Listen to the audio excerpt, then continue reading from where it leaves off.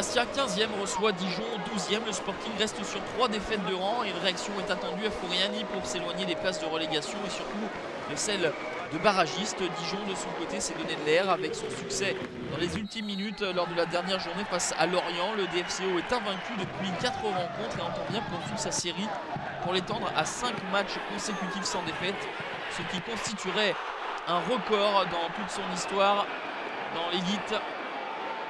Et il faut de la réussite dans ce début de rencontre pour les hommes de Dalloglio.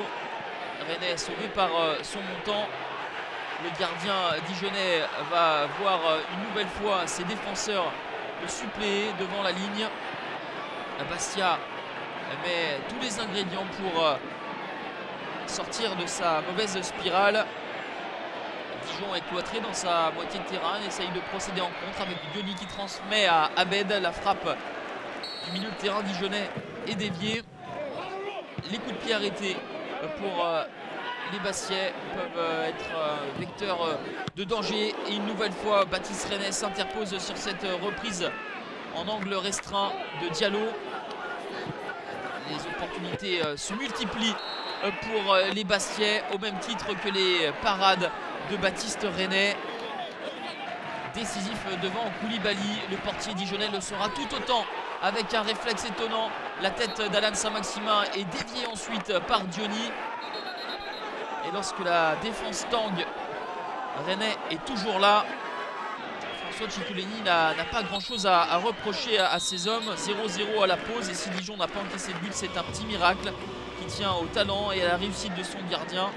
Les joueurs du Sporting ont tout fait pour ouvrir le score, mais pour l'instant les Dijonnais conservent leur invincibilité face aux Corses contre qui ils n'ont jamais perdu en 9 matchs, toutes compétitions confondues. La deuxième période va offrir le même scénario que la première, avec des Corses qui vont se ruer à l'assaut du but de Baptiste Rennais. Une nouvelle fois étonnant. Il l'avouera à la fin de cette rencontre avoir réalisé son meilleur match depuis qu'il joue au foot. C'est dire. Bastia attaque de toutes parts et une nouvelle fois Baptiste Rennais s'interpose sur cette frappe de Yannick Cahuzac. Au total, les Bastiais auront cadré 11 tirs dans cette rencontre. Mais une nouvelle fois, un gardien en état de grâce va être trouvé sur ce coup franc de Bengtsson. Olivier Dalloglio se dit que en gardant ce 0-0, peut-être, pourquoi pas, sur l'une des rares opportunités, les Bourguignons peuvent réaliser le hold-up. Mais sur cette frappe de Samaritano, Jean-Louis Leca ne prend aucun risque. Nous sommes en fin de partie. Une frappe de Bengtsson de nouveau.